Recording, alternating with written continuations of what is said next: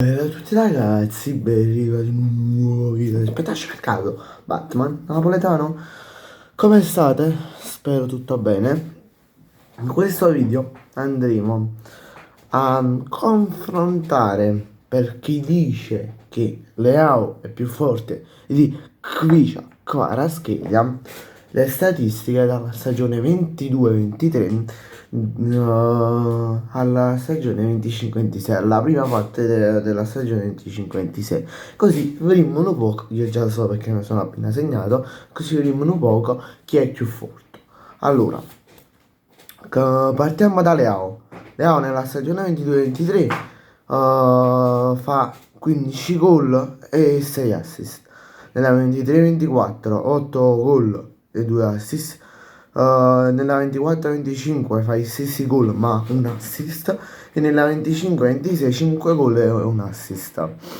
Nella stagione 22-23 Krishak Kvaratskhelia ha fatto 22 gol, no scusate, 12 gol e 10 assist, molti più assist di Leao, a differenza di 3 assist, scusate, a differenza di 3 gol di distanza tra Kvara che ne ha fatti 12 e Leao che ne ha fatti 15. Tra l'altro Leao discontinuo, non lo vedete perché. Cioè, avete visto il perché. Poi 23 rispetto a Kvaratskhelia. 23-24. Kvara fa 11 gol, 6 assist.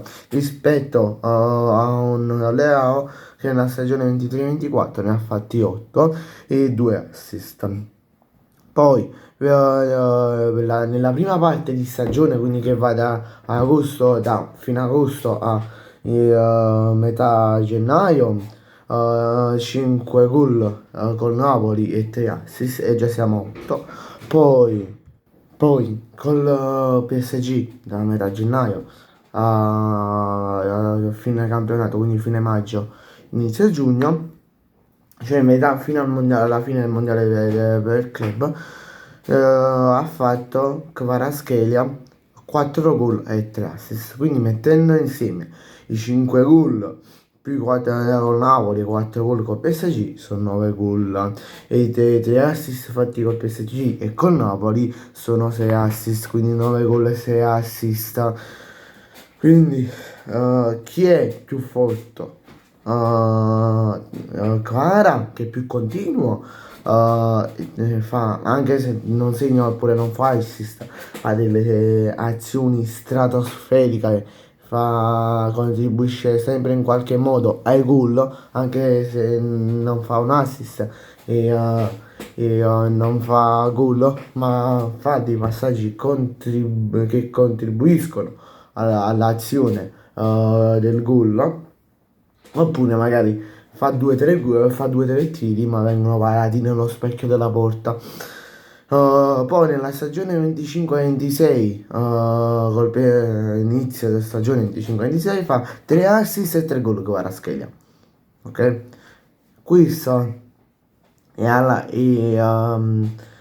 un vero giocatore messo ala come rispetto a un Leao che viene messo in altre posizioni come centrocampista, punta centrale, difensore, portiere, nato poco, cioè. I giocatori devono essere messi per quello loro, non per un altro. Ok? Ti manca l'attaccante. Toccat, Milan. Ah, boh. Ma non attaccante così, attaccante inviato a casa. Attaccante buono. Un attaccante da minimo 11 gol a stagione, 11-12 gol a stagione. Che la sua doppia cifra te la raggiunge in una stagione e te la supera pure. Questo. Non metto ruoli diversi, ok? I giocatori, perché Christian Pulisic è centrocampista offensivo, no punta centrale, va bene Allegri. Impara a mettere come Antonio Conte, Luis Enrique, i giocatori nelle loro posizioni e non nelle altre, perché pure per esempio se mette Kvaratskhelia attaccante punta centrale fare 1000 gol Però tu devi mettere giocatore nel ma non è perché sto difendendo a qualcuno nella nata. Tra l'altro qua cioè, nasi 3 o 4 stagioni è sempre stato più continuo e leale. Capì? Anche se ha fatto qualche gol in meno, sempre più continuo e leale. Capì? No, che tipo metti per esempio punta di fondamento oppure punta oppure punta centrale, gol e assilli, fai gol, fai gol, fai gol.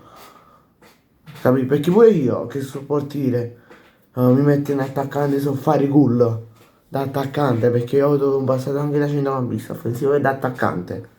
Pure io li so fare. Vabbè, bene ragazzi, grazie a tutti per la visione, ci vediamo in un prossimo video. Mi raccomando, iscrivetevi al canale e lasciate un bel like. Ciao!